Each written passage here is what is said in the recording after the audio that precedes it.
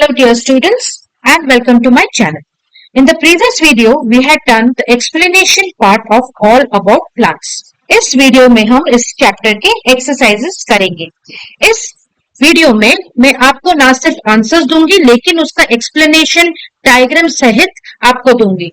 आप सिर्फ आंसर जानने से आपको कुछ इतना बेनिफिशियल नहीं होगा, but once you understand with why and how things are happening, it will be more easy for you.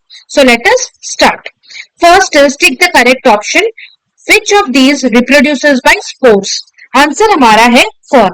Explanation में पार्ट में all this has been explained in detail. मैं बस आपको दिखाना चाहती हूँ कि ferns कैसे दिखते हैं एक माइक्रोस्कोप के नीचे. अब देखेंगे ferns के ये जो छोटे छोटे आपको दिखाई दे रहे हैं इनको हम spores बोलते हैं, और जब ये बहुत बढ़ के फूल जाते हैं तो ये फटने लगते हैं. So they reproduce by these things called spores. Now what are these spores? They are usually one celled, एक ही सेल का बना हुआ reproductive body है. Why is it called reproductive body? Because उससे एक और fern बन सकता है that can grow into a new organism without uniting with another cell. उसको एक और सेल के साथ यूनाइट करने की जरूरत नहीं है to produce another cell. बस वो अपने आप ही वो स्पोर्स के द्वारा एक नए ऑर्गेनिज्म में बढ़ सकता है. Now the plants produce hundreds of spores and the spore sac bursts. जब भारी हो जाता है स्पोर सैक जिसमें स्पोर्स होते हैं तो वो क्या होता है, स्पोर सैक बर्स्ट हो जाता है. अब बर्स्ट होने पर क्या होता है बच्चों, ये स्पोर्स जो है are dispersed into the air. Disperse मतलब स्कैटर हो जाता है. Where they germinate and create a new plant under favourable conditions. Favourable conditions आपका एयर, वार्मथ एंड ह्यूमिडिटी है. Next, in dash is an underground stem. Underground stem, sugarcane, radish, potato, none of these. Answer आपका potato. क्यों? आप देखेंगे यहाँ पर जो आलू या पोटेटो दिखाई दे रहा है उसके ऊपर आपने देखा होगा कभी कभी छोटे छोटे स्कार टाइप के या निशान टाइप के होते हैं. इस निशान को बोलते हैं eye, and these are called the scar of the stem, and this is called the scar of the scale leaf. इतना आपको डिटेल में अभी पढ़ने की जरूरत नहीं, मैं बस ये डायग्राम आपको समझाने के लिए मैंने दिया है. ठीक है. अब इस बड से ही हमारे ये जो आई से ना बड्स निकलते हैं, and that is called the germinating और द ग्रोइंग आई बड, जिससे एक नया शूट निकलता है. अब सेकेंड डायग्राम में देखिए, एक ओल्ड पोटेटो ट्यूबर को हमने जमीन में गाड़ा था, उसमें से वो आई से निकलकर एक बड निकल रहा है. देखिए, another new plant is growing from the second bud. यहाँ पर एक new potato plant is growing from this bud, और दूसरा देखिए ये अभी बस निकल ही रहा है. अब ये देखिए ये एक नया पोटेटो प्लांट में जाके फॉर्म होगा. So this is just only to make you understand कि कैसा ये अंडरग्राउंड स्टेम है. ठीक है. और कैसे हो रहा है, बड्स के द्वारा हो रहा है, जिसमें जर्मिनेट होने के बाद वो आई बड एक नए पोटेटो में फॉर्म होता है. Now eyes are actually buds that spiral. Spiral मतलब move around the potato tuber just like the buds on a stem. जैसे आपका above the ground level पे जो स्टेम है उसके इर्द गिर्द जो बर्ड्स आके फिर फूल फ्रूट्स बनते हैं, वैसे ही पोटैटो में अंडर द ग्राउंड जो बर्ड्स होते हैं ना उसको हम बोलते हैं आइज. ठीक है. जो कि नए जर्मिनेटिंग बर्ड्स में फॉर्म होके एक नया पोटैटो फॉर्म होता है. Now instead of having leaves and a bud at each node like an aerial stem, aerial मतलब जो एयर में है, the underground tuber or potato has just buds which hang out until the following year when they begin to grow into a new plant. तो एक साल में आपको एक नया ट्यूबर, पोटैटो ट्यूबर मिलता है. Now what provides food to the embryo? Seed coat, baby plant or cotyledon or seed? Answer is cotyledon. Why? Because every seed, as we know students, is a tiny plant. एक embryo है जिसमें leaves, stems and root parts होते हैं. हर seed में leaves, stems and root parts होते हैं, but वो वेट करते हैं for the right things to happen to make it to germinate and grow. Right conditions में वो जर्मिनेट होके ग्रो होगा. अब ये सीड को प्रोटेक्ट करता है हमारे एक कोट. अब देखिए ये आपका एक सीड है और ये आपका सीड कोट है जो कि हार्ड है, जो कि प्रोटेक्ट करता है. उसके अंदर है कॉटिलिडन और द सीड लीफ. कॉटिलिडन को हम सीड लीफ भी बोलते हैं. अब जिसके दो कॉटिलिडन है उसको डाइकॉट बोलते हैं. डाई मतलब टू, जिसका एक होता है उसको बोलते हैं मोनोकॉट. मोनो मतलब सिंगल. ठीक है. बस ये डायग्राम आपके अंडरस्टैंडिंग के लिए students, please you don't have to make these diagrams. Now cotyledons क्या है? They are a part of the embryo which forms the new plant within the seeds. Seeds के अंदर जो एम्ब्रियो होता है उसका एक पार्ट है कॉटिलिडन, और कॉटिलिडन ही है वो पहला पत्ता जो फॉर्म होता है when the plant germinates in appropriate और सुटेबल कंडीशंस। कौन सा पहला पत्ता कहां से फॉर्म होता है? कॉटिलिडन से। कॉटिलिडन कहां पर होता है? वो सीड के अंदर होता है, ठीक है, जो कि एक पार्ट ऑफ द एम्ब्रियो है।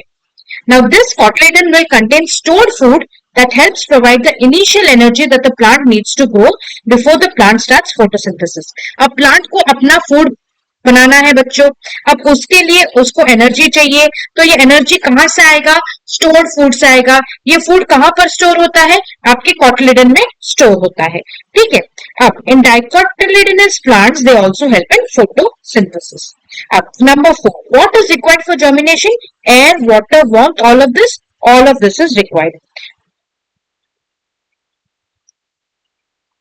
Next, which of the following plants reproduce via seeds? Coconut, rose, sweet potato या फिर ब्रायोफाइलम? हमारा आंसर है कोकोनट, क्योंकि वो एक सिंगल सीड से ग्रो होता है। जो एक पूरा एक कोकोनट है वो 3 से 8 साल लगाता है अपना नया कोकोनट या फ्रूट्स बनाने में, ठीक है। डायग्राम के द्वारा देखिए कैसे प्रोसेस में ग्रो हो रहा है आपका कोकोनट ट्री, जो कि 3 से 8 साल में जाके नए कोकोनट्स देता है। Now give two examples of each. Stems used for vegetative propagation. अब vegetative propagation क्या है? It is a process in which plants reproduce from stems, roots and leaves. Example आपका पोटैटो है जो मैंने आपको बताया था, और इसमें जो आईज होते हैं वो वेजिटेटिव पार्ट का काम करते हैं, जिससे आपका एक नया पोटैटो बनता है। And roses are often multiplied by cutting the planting the cuttings. देखिए हम एक रोज को काटेंगे, first cut off the flower living 12 inch stem, ये एक स्टेम को काटेंगे, ठीक है। देखिए यहाँ पे कट हो रहा है, फिर remove all the top 2 leaflets, ये लीफलेट्स को हटा देंगे जो ग्रीन में है।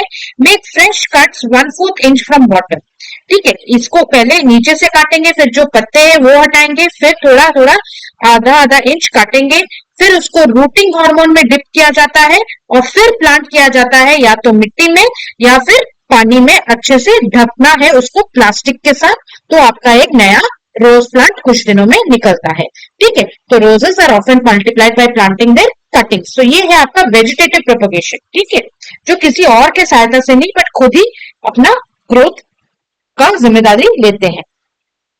Now seed dispersed by water example is lotus and coconut. अब ये जो लोटस के सीड्स है वो बहुत ही भारी होते हैं, इसीलिए वो पानी के नीचे तक गिर जाते हैं, एंड इसीलिए देखिए पानी के द्वारा ही वो फिर से एक नया डॉटर लोटस प्लांट पैदा होता है। लोटस मदर प्लांट भारी होके नीचे गिरता है उसके सीड्स, और फिर पानी द्वारा उसको फिर से एक नए प्लांट में ग्रो होता है। Next, plants reproducing by leaves, example is Bryophyllum. अब ब्रायोफाइलम का पत्ता ऐसे दिखता है बच्चों, और उसके एज में देखिए ये नॉचेस है जो कि कुछ मार्क्स या ट्रेल्स की तरह होते हैं, जिससे नए शूट्स निकलते हैं। ये जो नॉचेस होते हैं ना अलोंग द बॉर्डर, उनमें से बड निकल के उसके बाद एक नया शूट निकलता है, ठीक है। अब बिगोनिया भी एक एग्जाम्पल है। बिगोनिया के पत्ते आप सबने देखा होगा, देखिए ऐसे दिखता है, और उसके मार्जिन में बड्स है। अब these buds are the reproductive structure. Now ये जो बड्स अगर जमीन पर गिर जाएंगे तो वो एक नया बिगोनिया प्लांट में परिवर्तित होता है। Now what are insectivorous plants? Example आपका है Venus flytrap and pitch plant, ठीक है। अब वीनस फ्लाई ट्रैप देखिए कैसे दिखता है, मैंने जैसे एक्सप्लेनेशन में बताया था, एक इंसेक्ट यहाँ पे ट्रैप होके बंद हो जाएगा। अब ये जो these are the fly trap triggers, देखिए उसके ना चारों तरफ ऐसे ट्रिगर्स है जो कि इंसेक्ट को पकड़ के जकड़ के बंद कर देता है। द इंसेक्ट टचेस, एक को भी पकड़ा तो it touches another one with in 20 seconds, and दोनों तरफ से ट्रैप बंद होके वो इंसेक्ट ट्रैप हो जाता है। पिचर प्लांट का भी वैसे है, मैंने आपको एक्सप्लेनेशन वीडियो में बताया था कि यहाँ पर एक लिड टाइप होगा, और ये देखिए पिक्चर मतलब एक जग के फॉर्म में है जिसका ढक्कन की तरह है, जब इंसेक्ट इसके अंदर आ जाएगा तो ये बंद हो जाता है, ठीक है। डायग्राम इसीलिए मैंने दिया है ताकि आपको अच्छे से समझ में आए। Now seeds dispersed by explosion, explosion मतलब फट के, पूरा भारी होके फट के seeds dispersed होना is called seeds dispersal by explosion.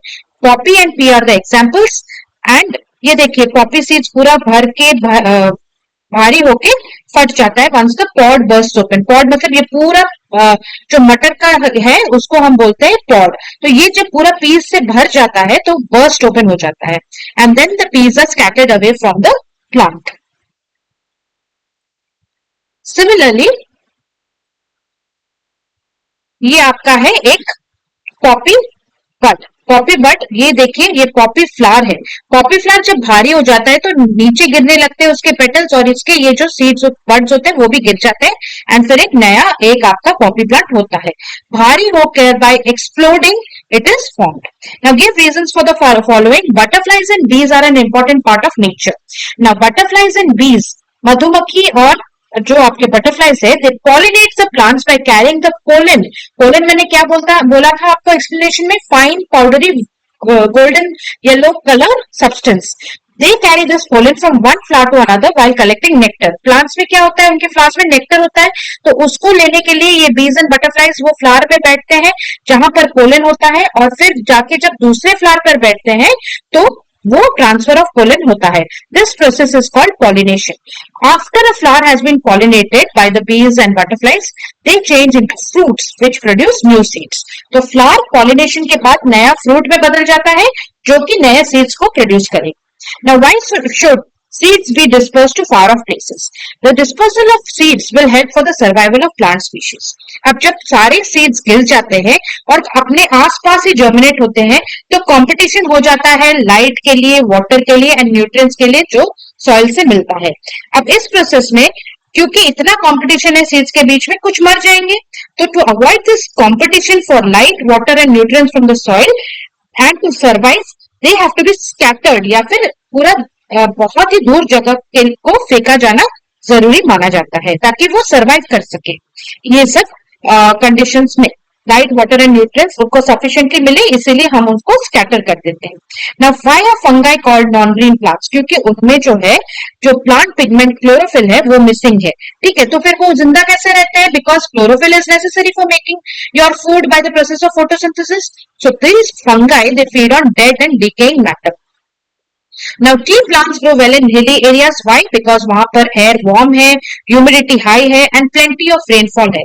तो क्योंकि वो स्लोप पे है, पानी आपका जमता नहीं है एंड ड्रेनेज का भी प्रॉब्लम नहीं होता, आराम से निकल जाता है सारा पानी एंड वाटर लॉगिंग को prevent करता है। This is the reason why tea plantations are usually grown on hill slopes. Please understand and write it in your own words. Now define the following. Photosynthesis. Photosynthesis is the process by which green plants and certain other organisms transform light energy into chemical energy. ये पूरा process मैंने आपको explanation video में समझाया है।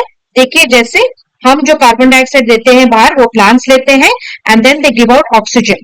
ठीक है, ये light energy from the sun is coming, plant pigment leaves में प्रेजेंट है क्लोरोफिल, मिनरल्स एंड वाटर आपको सॉइल से मिल रहा है। ठीक है, this is the whole process of photosynthesis. Next, germination of seeds, ये आपको मैंने एक्सप्लेनेशन वीडियो में पढ़ाया है, please go through it. Answers are given to you. Dispersal of seeds भी अभी मैंने आपको समझाया, the answer is given to you, please go through it. आप देखिए, जो सीड डिस्पोजल आपका विंड से होता है, एक्सपल्शन से, एक्सप्लोड होके होता है, एनिमल्स के द्वारा होता है एंड वाटर के द्वारा होता है। Now answer the following question. What are the different methods of reproduction in plants? एक तो आपका स्पोर्स के द्वारा, वेजिटेटिव प्रोपोगेशन के द्वारा, स्टेम्स, रूट्स एंड लीव्स के द्वारा। Now describe the structure of a seed. Answer आपको एकदम डिटेल में लिख के मैंने दिया है, इसको आपको आराम से याद करना है और लिखना है। What are the different agents of dispersal? Gravity, wind, water, birds and animals, and by explosion. How do plants make their own food? By the process of photosynthesis. Now, which type of climate is suitable for tea plants to grow? ये मैंने just अभी आपको बताया कि ये कुछ hill slopes of Darjeeling, northeastern states, Brahmaputra Valley, and some regions of South India. What happens when a flower is pollinated? It changes into fruits that contain seeds. अब बच्चों, अगर आपको एक्सप्लेनेशन वीडियो अच्छे से समझ में आ गया तो you can write the answers on your own. आपको रटने की जरूरत नहीं है, आप पहले मेरा एक्सप्लेनेशन वीडियो देखिए, उसमें मैंने डिटेल में सब कुछ समझाया है। तो जब आप एक्सरसाइजेस करेंगे, आप मेरा आंसर्स मत देखिए, आप पहले खुद से आंसर कीजिए और फिर आंसर्स देखिए, वो डायग्राम के साथ समझने की कोशिश कीजिए कि ऐसा भी होता है, कैसा दिखता है लीफ, कैसा दिखता है प्रोसेस ऑफ फोटोसिंथेसिस, कैसे दिखता है जर्मिनेशन का प्रोसेस, कोटिलिडन्स कैसे दिखते हैं। ठीक है, ऐसे आप इमेजिन करके पढ़िए तो आपको ये ईवीएस का ये प्लांट्स वाला चैप्टर बहुत ही इजी लगेगा। Thank you students, please like, share, subscribe कीजिए, नोटिफिकेशन बटन को ऑन रखिए ताकि नेक्स्ट वीडियो डालूं तो आपको नोटिफिकेशन मिल जाए। All the best students, thank you.